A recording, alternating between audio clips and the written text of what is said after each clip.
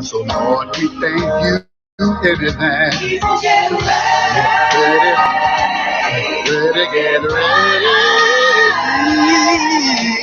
don't need no change. Get on board. Get on board. People get ready. There's a train coming. Don't need no baggage. You just get on board. All you need is faith to hear the diesels humming. You don't need no ticket. You just get on board. That build bridges to nowhere, monuments of nothing. People of God, I am here with my special guest. I am here with a walking testimony, and a walking solution. This is Oak Summers. Let me get a history. This man was robbed and shot 4 times and did not perish. God saved his life. He wouldn't give up, and now he owns his own building. People give a special welcome to Oak Summers. Oak Summers, telling people about the seventh edition. Clap. That was awesome. You know what I'm saying? You know, and it's funny because I'm like, man, I should start calling myself minister. You know, I'm an ordained minister, but I never talk about it. Wow. So, but you know, what I do now, this is my ministry. But my ministry is more about empowerment and you know, spirituality. So I'm gonna roll with that. All right. So, you know what I'm saying? We'll get to the shop part, but I don't want to be my claim to fame. You know, we run a small organic hygiene business called Motion Organic.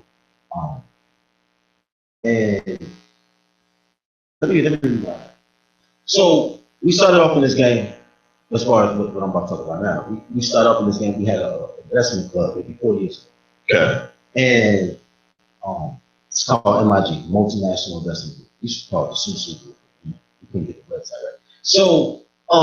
So we started MIG about 3-4 years ago.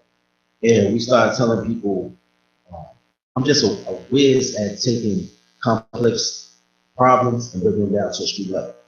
You know how they always say, like, if a person can sell drugs, they can run a Fortune 500 company, which is true.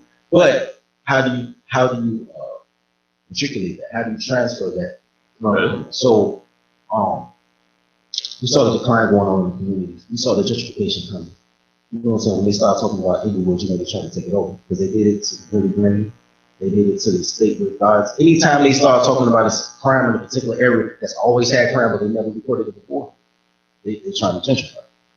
So wow, that's deep. Come on. So there was like 900 murders in 1994, and all you heard about is Michael Jordan. Now someone got 600 murders in Chicago, Chirac.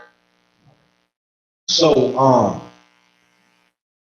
when we started coming, we started a RIC, a real estate investment trust. Now everybody knows about Donald Trump now and how he owns all these properties, but he uses other people's money. People are like, oh wow, Donald Trump is. But it's all a real estate investment trust. It's the same thing that our mayor Rahm Emanuel uses to steal billions of dollars in tip money to say we're going to get a ski restaurants. They didn't get the Paul. When was the last time we saw the Paul? When was the last time we saw the Paul on TV? Most speak the truth. So you know he popped in a grid.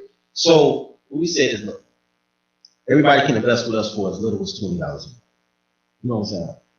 And what we found out is people don't really want to invest in something that they can't see immediate results. Just is what it is. So they didn't see the work and what it is that we were doing 3 years ago. We were like, man, you got to just put your money in it, and we saving up money and we'll build our properties. And you know, real estate investment trust, they're tax exempt, and then we started our own housing agency, which is also tax exempt, because because people used to come to me. Things started off as a joke. They're like, we need Section 8 for men. I'm like, yo. You said Section 8 for men? You know how guys like, man, these girls think they don't need a man because they got Section 8. Man, they own Section 8. And you know, it's like a weird kind of joke that people want years, but sat down with the think tank and said, yo, I think we can make that happen.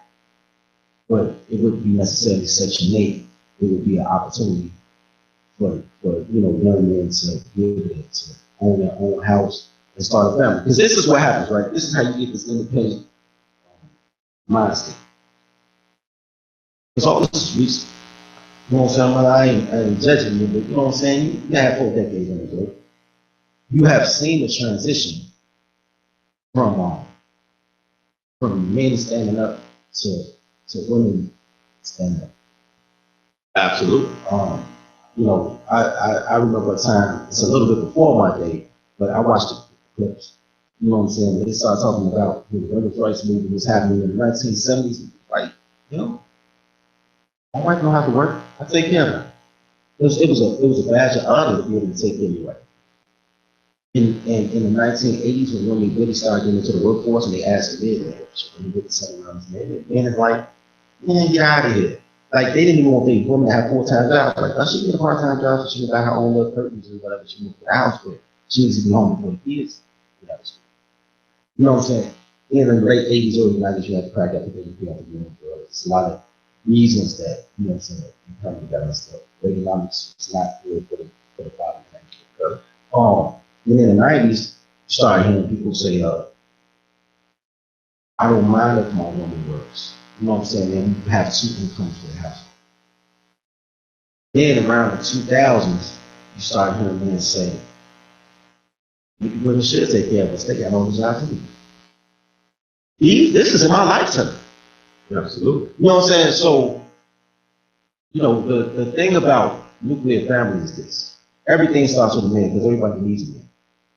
Even the people that say, I don't need no man. You got kids, you need a man or something. So everybody needs a man. Women need a man for companionship. Men need a man. Men need men because that's what men do. Like every 11-year-old boy looks up to a 15-year-old boy that looks up to a 19-year-old boy. You know what I'm saying? Celebration. That's like same cycle. Like they really like first and 8th grade. So you looking at everybody needs the stability of male values. Everybody needs the temperance. You know what I'm saying? Well, that's your question. My show is about solutions. Okay. And you see that. Right. We understand that. Okay. What's your solution? So this is a solution to bring that nuclear family. What you do is you can't cheapen prices. You know what I'm saying? A can of vegetables was 69 cents in 2007. It went to $1.49 in 2008. Like, wow, the salaries didn't rise. So you can't make everything else less expensive. You know what I'm saying? So what you have to do is you have to reduce your price. You have to put yourself in a situation where your living expenses can be paid for with 2 paychecks. You have 2 paychecks to pay. So what we came through with when they started talking about Section 8, we said, let's modify that and do a voucher program based on salary. So if somebody works at Walmart and gets $400 a week, let's make their mortgage $400 a week, so that they can have an opportunity to pay their bill. Wow, that is good. Things of that nature. And we would only give it to me. So that cut out 50% of possible investors and more than that, because 70% of black income is women. Honestly, if people really thought about it. When they talk about the black GDP, they're talking about women. You know what I'm saying? Right now, Chicago has a 60% unemployment rate for black men and 8% for black men. Women are the ones who's working. Paper. Everybody says you squares and C's and else. It's like there's an undercount economy. But That's terrible. It's true. but you know what I'm saying? When they talk about taxable income, they use those ratios we're talking about. 70% is black. When you start talking about black politics, you're talking about black. Because you have to understand that in a lot of states, first of all, 70% of all black men have a felony. At least 70%. You have to think about that in the context of, they say one out of every 3 black men on probation for parole or prison. But it's been like that for 3 generations. They've been talking about that since Reagan. So that's 33% of the baby boomers, 33% of Generation X, 33% of the millennials. You know what I'm saying? So, because everybody not going back to jail, but they say, well, the X only that. So upwards of 70% of black males have a felony. So that really affects your income. Consider. You know what I'm saying? But not only that, in a lot of states, if you have a felony, you can't vote. Right, absolutely. So now you're not even a citizen as a black man. So when you talk about black politics, you talk about women. And how many women you don't follow politics? A lot of women voted for Barack because he had a black wife and a key kid. You know what I'm saying? Because Barack didn't even have a policy. In 2000, he didn't have policy. All he had was hope and chance. So it was aesthetic. It was a historical thing. You know, and that's so powerful because, you know, no matter who's president, how far does it get to the grassroots? Politics is local, policy is national. Come on, say that again, brother. Politics is local, policy is national. So even with that, how many people, your alderman has to come from your area? He has to. He has to be a citizen of the area. How many people know who they are? So if you, that means you don't even know your neighbors. You know what I'm saying? If you don't know your neighbors, it doesn't matter what the president is. If you don't know your neighbors, then you're not supporting their cause. If I don't feed you, you won't eat somewhere. Right. You won't eat on me or you won't eat off. You know what I'm saying? That's good. So you're in a situation where locally, when you look at somewhere, a big city like Chicago, you see all the impoverishment in the black community. And I talk, man, I said, when you look at somebody like, real. when you look at the Sixth Ward, you look at somebody like Alderman Sawyer, who passes 4 liquor licenses for Arabs to own liquor stores and shut down all the black. When you look at the 20th Ward with Willie Cochran, when he sold 59th Street to 51st Street from Halsted to the expressway to CXS Railroad and converted from residential to commercial. Put it out there, come on. When you look at the last alderman for the 17th Ward, Natasha Thomas, who was also the head of the education board, you know what I'm saying? Whatever it is, you know what I'm saying? And she had to pass the resolution that closed down 50 schools, and 6 of them was in her ward. When you look at who's paying off your neighbors that you ain't took the time to know because you doing you and you don't need nobody, your neighbors are selling you out because you're not funded. Right. You know what I'm saying? When you look at, black people like to be on everybody else's action. Black people love to support white women. They love this black and brown coalition stuff that never existed. Why you include Mexicans? Mexicans don't even like us. I remember trying to go to holler at girls at Humboldt Park and then shoot you out the spot. You know what I'm saying? I remember having a Mexican co-worker and we wanted to go out after drinks. And she take me on 31st in Harlem or something like that. And she was like, well, you gotta duck down under the car because my ex-boyfriend is acting king. Like, they don't even like us. But you want to put them in our stuff. The biggest trick ever played was black people believing it or not. Okay, I agree with that. Now let me ask you a question because there are some good Mexicans and there's some good black. There's some good white people. The thing is, what I'm saying is, once you believe that you're a minority, you believe that you have to support every minority group.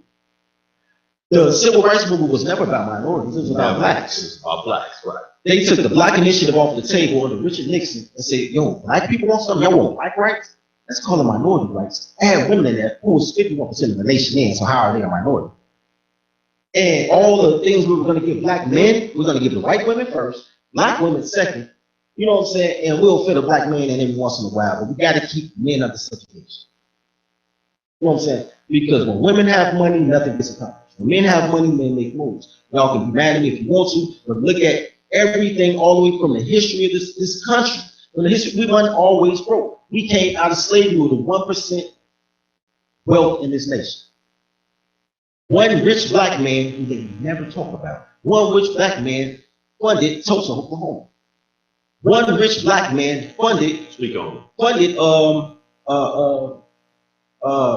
Roseville.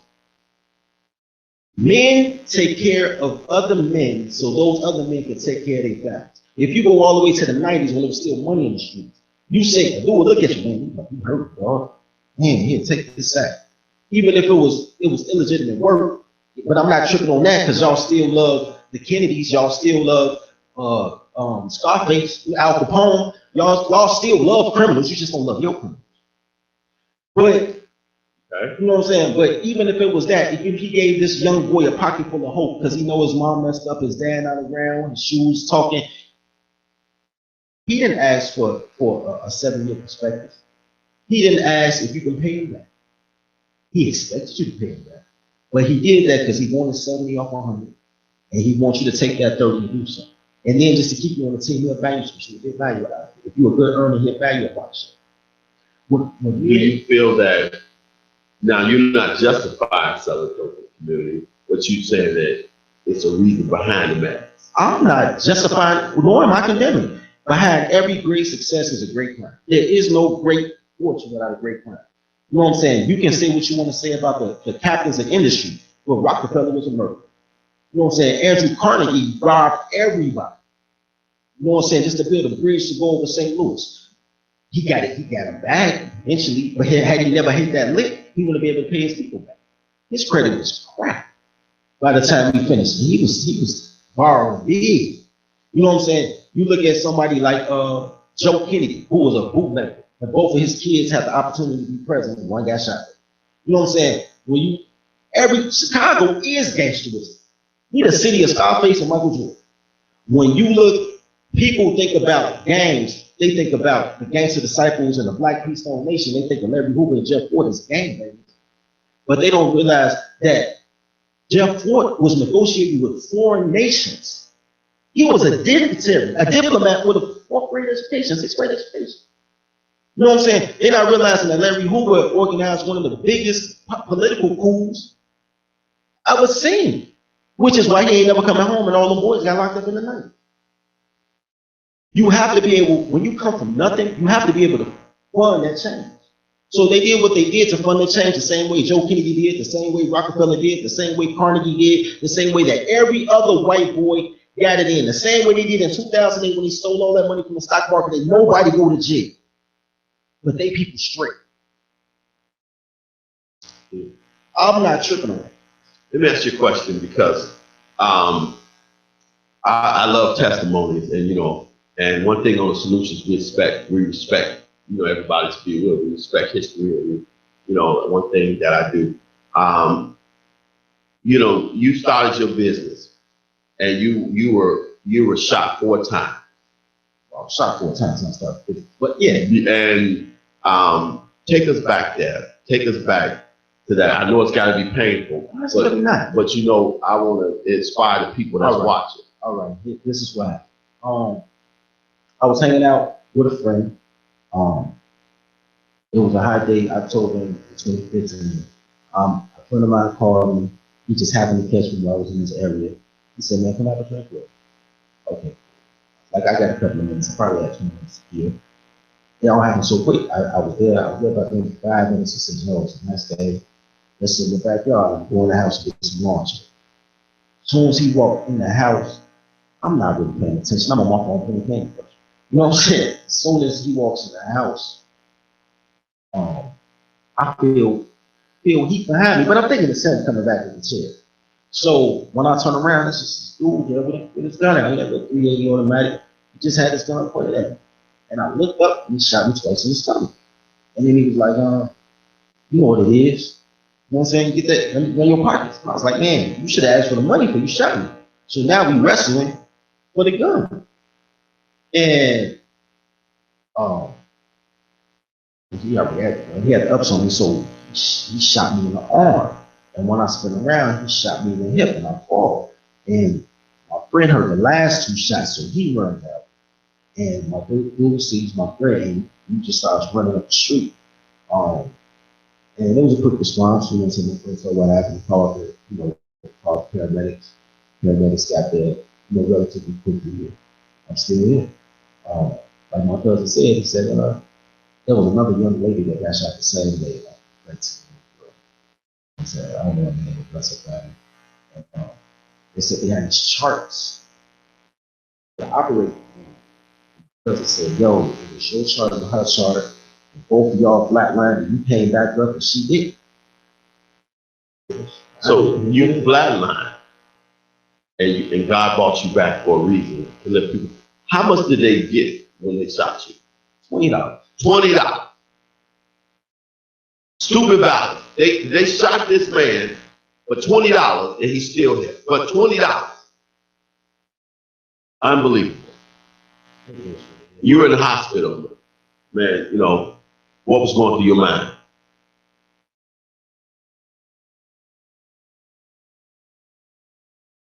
I was proud of myself, man.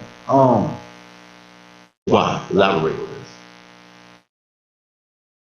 everybody's afraid to die, but everybody will die. My thing was, when my time comes, well, I die like a man. And when my time came, I didn't get on my knees, I didn't beg for my life, I didn't cry, I fought. So I had solace with that. You know what I'm saying? And you know what I'm saying? You never know what your temperature is until you're gonna see the cold is put pressure on and see if you're gonna turn for that. And if anything, that's like a phoenix rebirth. Like, okay. Plus, I'm a black male, so you know, anytime you get shot, once you come back, you get rich. You buy, you know what I'm saying? Wow. I'm like, all right, man. Maybe this is, you know what I'm saying, that road to No, I disagree. I want to get rich, but the last thing is the people, y'all listening, it ain't cool to get shot. I ain't trying to get shot. If I got to get rich to get shot, then thank you. And let me stay poor and healthy, because I sure don't get rich to get shot. Help as well. Did it, when you got out, man, did it make you have an adverse feel about the neighborhood? Did it make you want to address the violence more in the community? When you got out and that happened to you, what was your mindset as far as helping our community? Change the culture. But we had already been trying to do that, but I guess we were haphazardly doing it. There's a culture, man. This isn't, everything is culture. Lynching is a culture. You know what I'm saying? White folks lynch you and hang you to the tree. They having picnics. You know what I'm saying? Bringing their 4-year-old daughter to look and nobody's crying. They looking like, hey, this is entertainment. There's a culture even to violence. So you have to change the culture. If you have a culture of arbitrary violence and despair, even the biggest difference between the 20 teens and the 1990s is the energy. In the 1990s, there were more murders, but there was more hope. There was more. It was a greater propensity. Like, people thought that even though bad things happen, you kind of know why they happen. Surf wars and standing with territory, whatever the case may be. But you knew that there was some method behind that. And then you saw people who were successful and said, well, okay, he survived the turmoil, now he's straight. You know what I'm saying? And there was a hope to it. There was a Wild West feel. That was just the spirit. It used to be a time that, and that's why I said, these kids don't even know money. $20 probably wasn't come up to them. You know what I'm saying? There's no money out here. There are no jobs out here. The black-owned businesses that were running in the 1980s have been squeezed out and replaced by Arab-owned businesses, where all they want to do is have sex with women for a bag of hot cheese noodles. And you know what I'm saying? Say you lose squares behind the counter. You know what I'm saying? You have to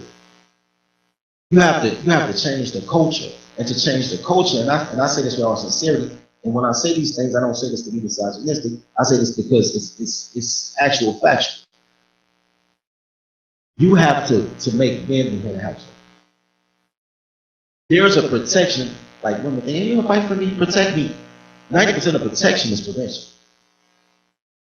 The reason that a kid is safe to go is because they'll say, oh, short of food, that's okay. Me being me is a protection for my kids. Me knowing my neighbors is a protection for my kids. Me being involved, you know what I'm saying, not only involved in the school as people go to PTA meetings, but inviting the teacher to my house on a Sunday for a cookout so my kid can see that the teacher really rock with that. I might need to straighten up. Is, you know what I'm saying, is protection, because now the teacher's going to be like, no, I know your daddy. So my kid is going to be, right. You know what I'm saying? There's little things that you do on an everyday that's protection. When you come to when you look at neighborhoods with the highest crime, you'll see the most civil murder. And it's not because, you know what I'm saying, it's hard enough to be a parent. It's even harder to be absent. So either you're being rewarded for irresponsibility, for Section 8, or you're responsible, but you're working 11 hours a day. It takes you an hour to get to work for 9. You take you an hour to get back home. That's 11 hours out your day. You don't even really have time to make a nutritious meal. You know what I'm saying? So your kids are raising themselves Why you talking about how good of a parent you are because they got cute clothes for picture? When you have when you're in those type of things, type of situations, you see the results when people are raised by TV. So if you want nuclear families, you got to get the man out. That's powerful because I just had a show about parents fighting against each other in the absence of, what would happen in the absence of a father and women-led homes. Because according to the Bible, man is in the place of God is home. So that is so powerful. And I talk about diverse situations that have happened with fathers being absent or women purposely keeping fathers away from their kids, taking away their manhood. So you just hit on that. That's powerful. That's very powerful. Let's get into your products. Because, let's just tell people the actual products, give them the number, the information, and what you can offer. Okay. Like I said, the product line is called Notion Organic. 100% premium organic hygiene product. Body soaps, deodorant, even accessories like organic bloopers, organic panty liners. We got a couple other organic products in the pipe. We wanted to give people a healthy alternative. The thing about it like this, man, when you use an anti-perspirant, just think of the word, anti-perspire. It's natural to perspire. You're not trying to not sweat, you're just trying to not stink. You know what I'm saying? I never looked at it that way, bro. That's pretty good. You know what I'm saying? So now you're putting chemicals to clog your pores, and it's giving people breast cancer. It's giving women like the panty liners and whatever they're using, pads, giving them cervical cancer. And people are dying from the hygiene products that they're trying to use in order to maintain their health. That's an oxymoron. You know what I'm saying? So we wanted to give, it's almost like, I don't want to call it holistic because it's not, but it almost has that vibe to it, that we're doing something that prevents you from having health issues. And it really works. All the products really, really work because it is a very good product. We are doing it. We try to be the Jordans of hygiene products. You're not in here just trying to do some stuff. And we have a plan to go national like right now we're working on a program deal. I just did that one yesterday, wait for the approval. Walgreens, CVS, Whole Foods. So we have a plan to do that. But let's go back to right back that shot. So this is what happens. I'm still on this MID thing, right? We're still trying to do investing, but people don't invest. Unless you go to church, people don't invest in him. Come on, man. I said that. I've been it. So come on. So they have to see something. It just so happens that I'm on bed rest and I'm on Facebook. And I see this young lady on my Facebook thread that's always working out. Always. Always working out. 42 years old. Killing 2 years. Always working out. Okay. And I'm like, she looks so sexy with the sweat too. She not running from the sweat. She taking a picture with the sweat dripping. And I'm looking all delicious. And I said, what is, you know what I'm saying? And she's a vegan or vegetarian, one of them. So she's very health conscious. She works out 3 times a day. She eats right. You know what I'm saying? She drinks a gallon of water. What is she putting on her body? So from there, I talked to my man who's now our research and development. I talked to the man and I say,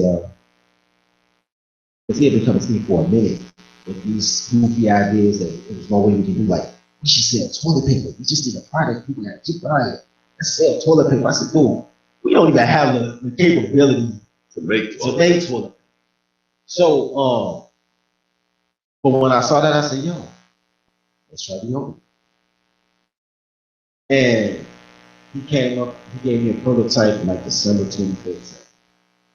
And I'm traveling around with this homemade deodorant in a peanut butter jar, trying to get people like, try it, just put it with your finger. Like, you know what I'm saying? Trying to get a test case. People give me a opinion, we going back and tweeting. And we finally got it. And it worked. It works like 36 hours. It's like a phenomenal product. And now I'm pitching it because I believe it. Like, I don't like doing sales. I just don't like it, period. You know what I'm saying? My first 10 years of the workforce was sales. And what you realize is when you're selling a product, you're not selling the product, you're selling yourself, and they buy the product based on they like you. And there was nothing that I really believed in. You know what I'm saying? I did the mortgage thing. I sold magazines door to door as a kid. I sold timeshares. I had the ability to sell, but not the will. And if you don't have the conviction, it shows. So now I got this, and I really believe in it. So I'm telling people, yo, this is it. This is it. Let me ask you a question. Where's the business now? And let's say the solutions. How can we invest in you and you invest in us? And there we go, right? So we go right back to the model. I say, check this out. We need funding for this business, but I don't want these Jews in my business. They can keep their bank money. They can keep their angel investment. You know how many people come to me like, you can get an investor. Just go. I don't want them people with money. I don't want to owe people money. If I have to owe somebody, let me owe somebody that I know, so I don't have to feed the kids. So what we did is we set up, we became a corporation because it's a corporation to sell private stock. And we did that. We offer stocks for 4 cents a piece. Yeah, we're selling stocks 4 cents a piece. And because we did a valuation, how much do we need in order to fund a store? You know what I'm saying? I did my market research, went to the jewels on Roosevelt Estate and said, man, how much inventory would you need? They said, man, we need a pallet. We need 10,000 units per month. Okay, cool. How much would it cost for you to produce 10,000 units for the first month just to get started? And it came down to a 4 cent valuation. Don't cheat the game. Cool. 4 cents is what it is. So, you know, if I get the Kroger deal, but it's not a different. When you get the Kroger deal, you just get the first order. Because we've already hit our valuation. So in the second month, it's worth twice as much as we valuated. So, but people don't understand that. So when we say, yo, it's 4 cents, man, you're like, yeah, I don't know. Okay, cool. We're going to keep it moving. So, but we use that same investment group module. Invest in yourself, invest in us. But now we have a physical product. People can see the product. They can use the product. They can order it and ship it out. And now people are like, okay, I can invest in this because I can touch it. And it worked. It's still working out for us. We still taking investments. We still have maybe 2 dozen stock blocks left, but we have a very short, you know what I'm saying? Because this is not going to be a situation where I get a hostile takeover. I don't take all money. You know what I'm saying? All money, not good money. I have to retain control because I have to retain flexibility to be the ears of the street. I'm going to say that. No, I'll go back to that later. So, in order to invest in us, this is the information. You go to Notional Organic on Facebook, Facebook.com/Notional Organic. Go to notionalorganic.com, or you can email me directly, oaksummers@gmail.com. And we can work it out. It's not a problem. Our whole thing is this. If you go to a bank, you open up a savings account. How much is your interest in your savings?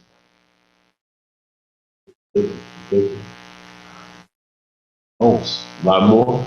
less. Less, okay. Your savings account gives you an interest rate of 0.03%. That's it? That's it. Wow, people. That's it. If you have a high yield interest savings account, you might get 1.5%.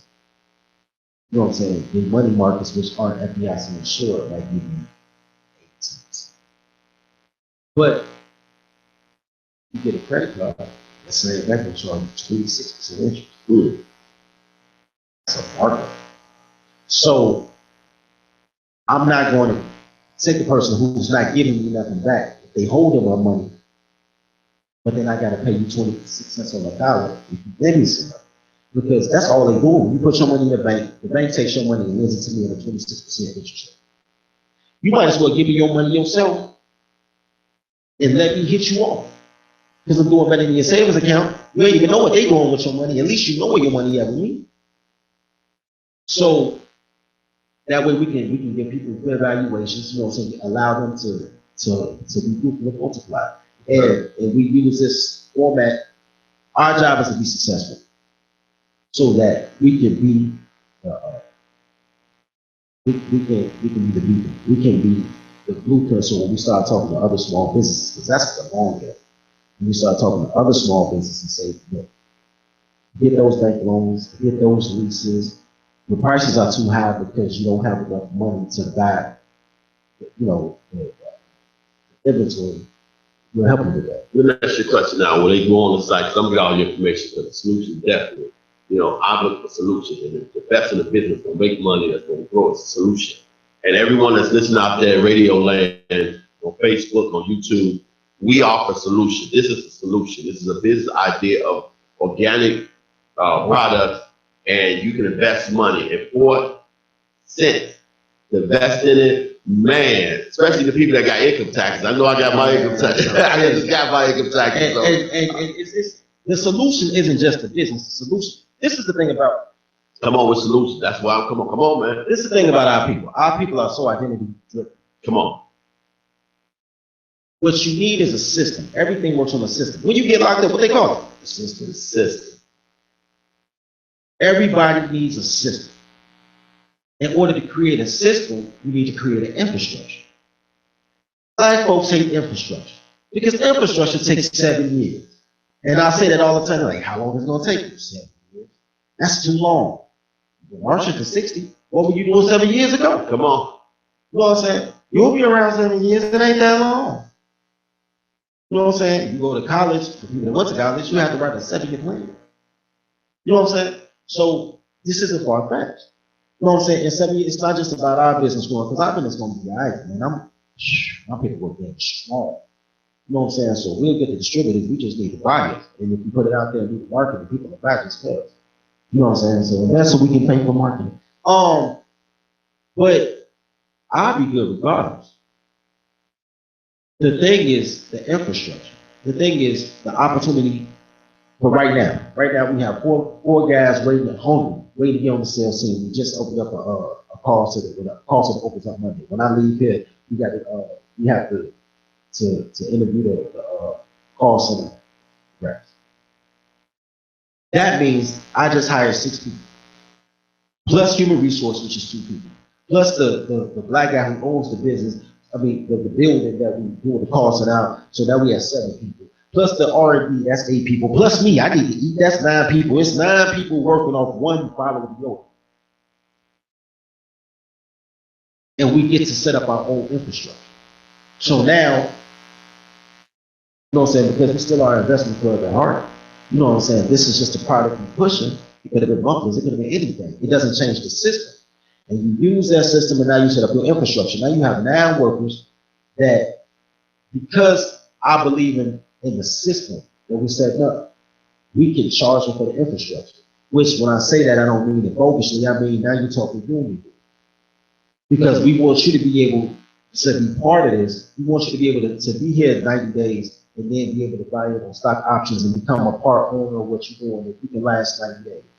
We want that for you. You know what I'm saying? We want to be able to fund the HEAD program, which is basically, it stands for Housing and Estate Acquisition Development. You know what I'm saying? So we can buy homes cashed out and give men 90-year leases, 90-year mortgages, I'm sorry. It sounds like a long time, like 90 years, well, I ain't rent. You know what I'm saying? You can always cash out early. So we can reduce their mortgage to $320 a month.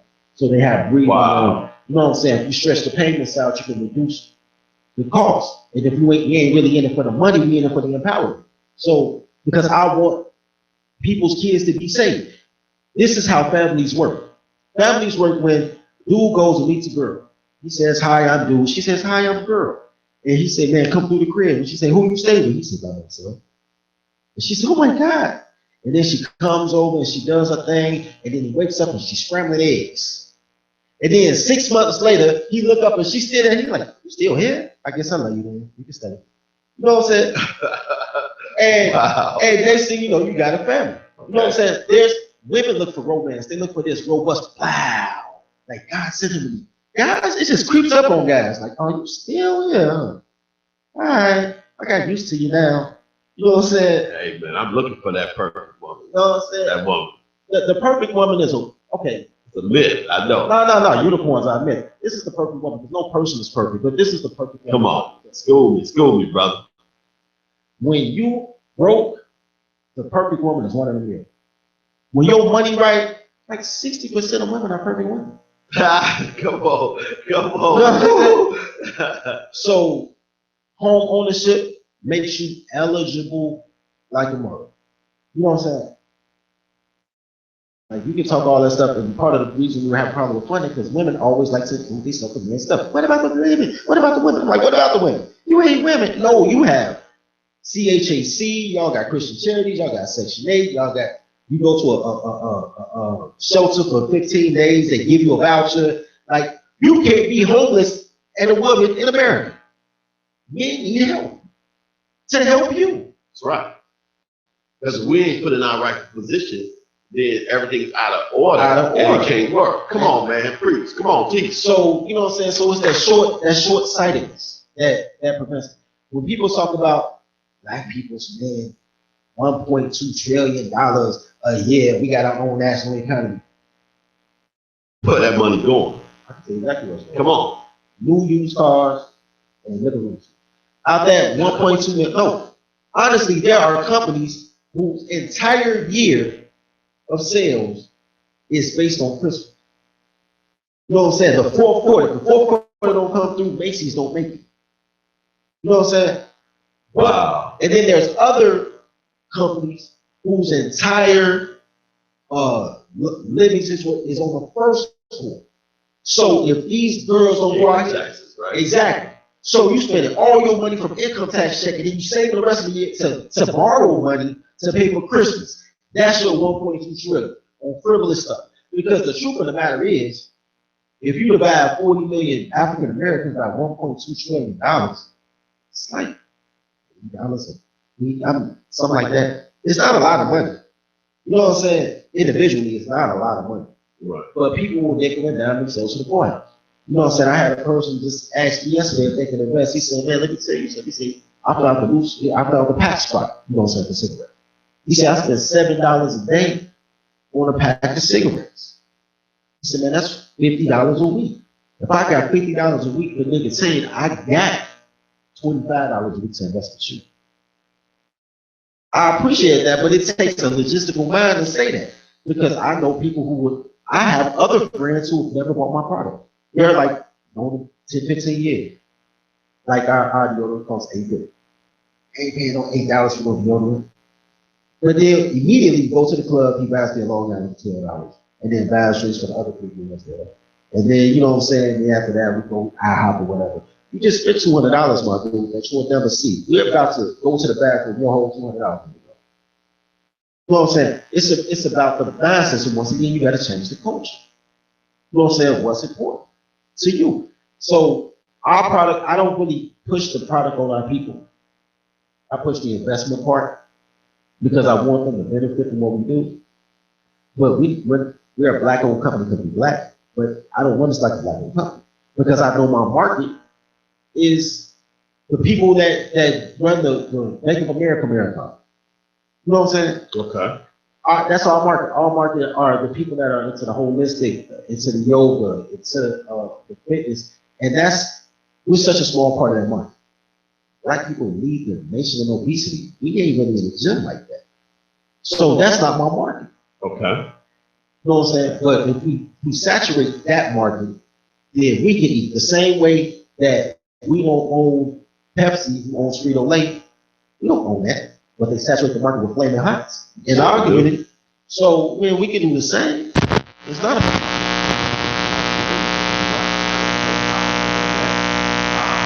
I'm really excited, man. I definitely know that you a solution.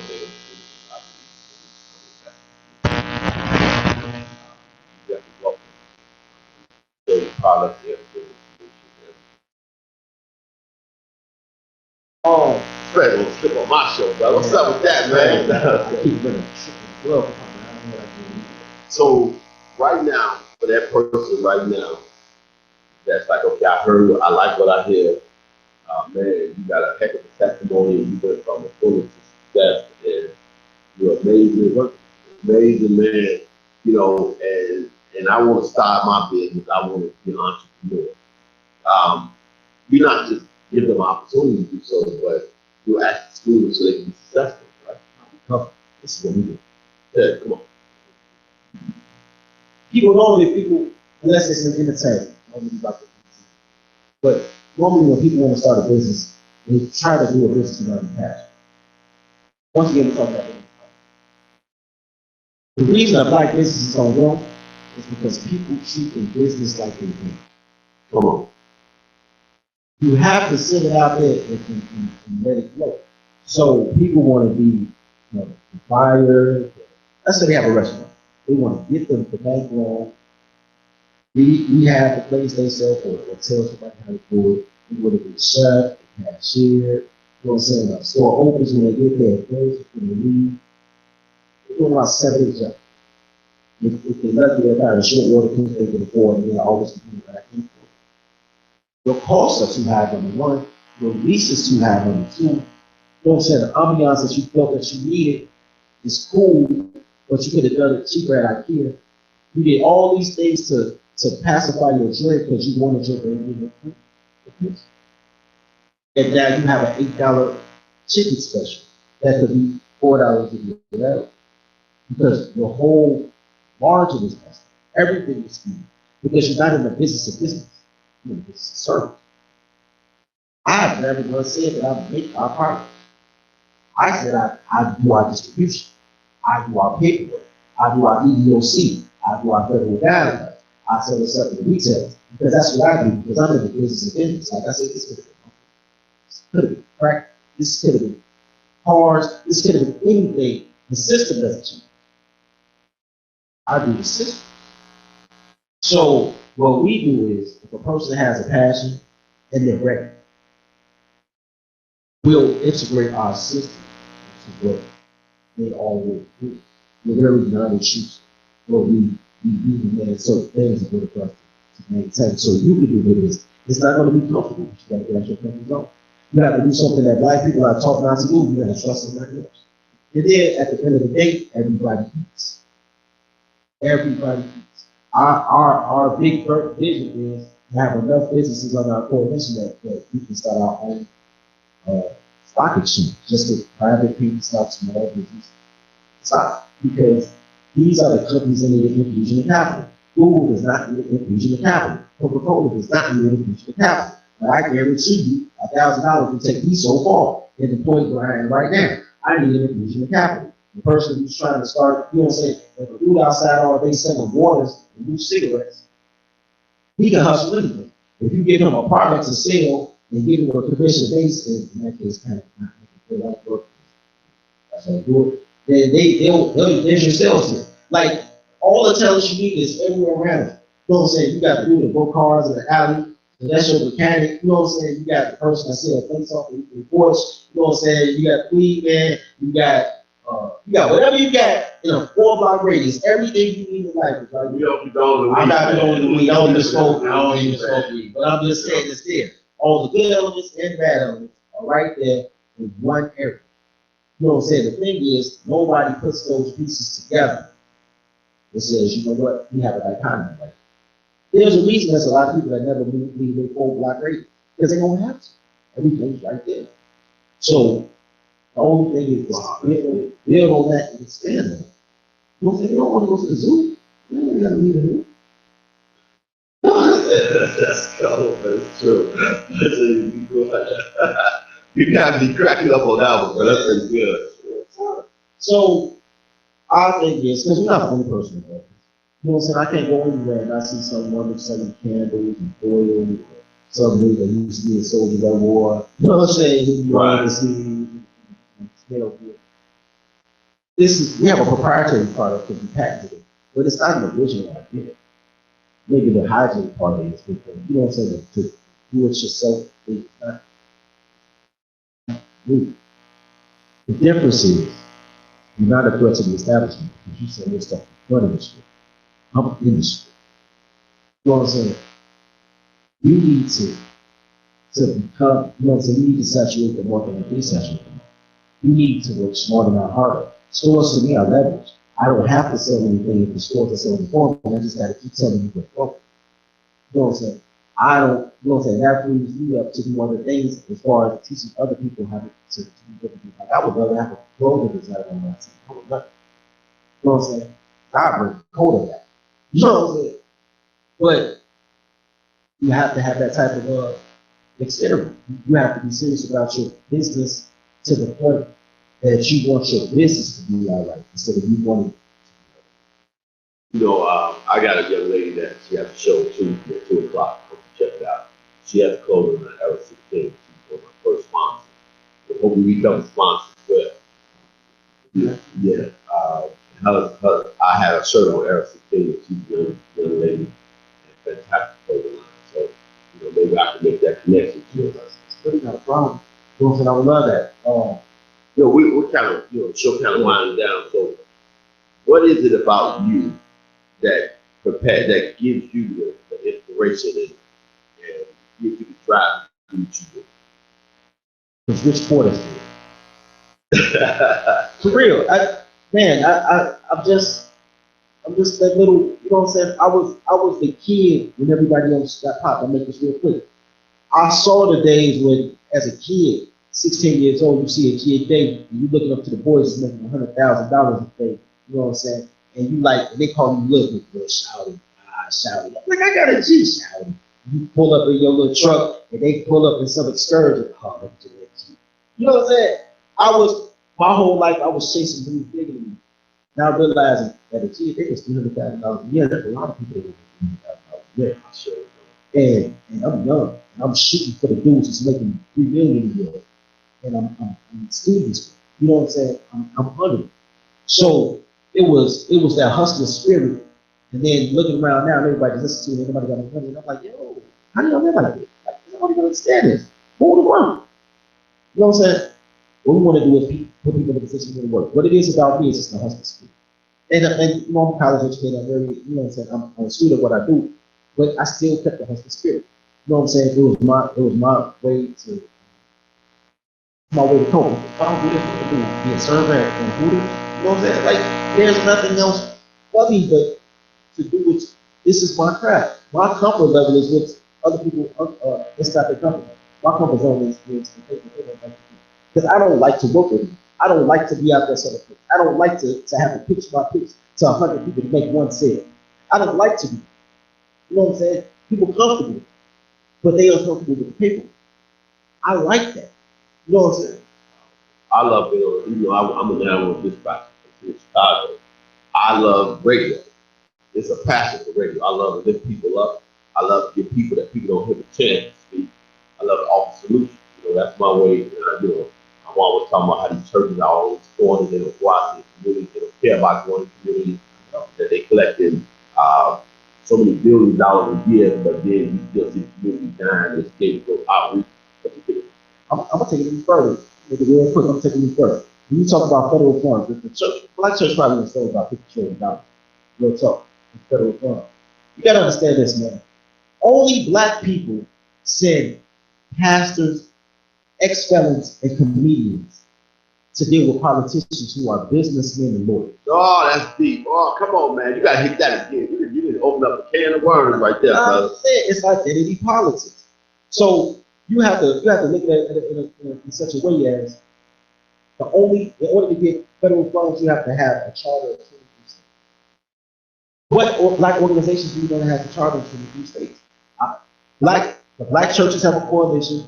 You know what I'm saying? Real quick. The Black churches have a coalition, and the organizations that white people made and gave to Black people, like the NAACP, Operation Push, Urban League, have locations in 23 states. So that means they get all the money. It never took them there. So that's what it is. We got to wrap it up. Listen, people of God, again, you have to be your own ready. My. You don't want to miss this train. Someone you think you anything. People get ready. get ready.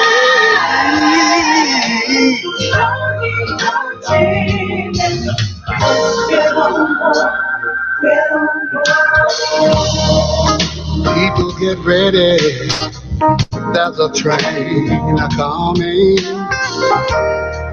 Don't need no baggage. You just get on board. All you need is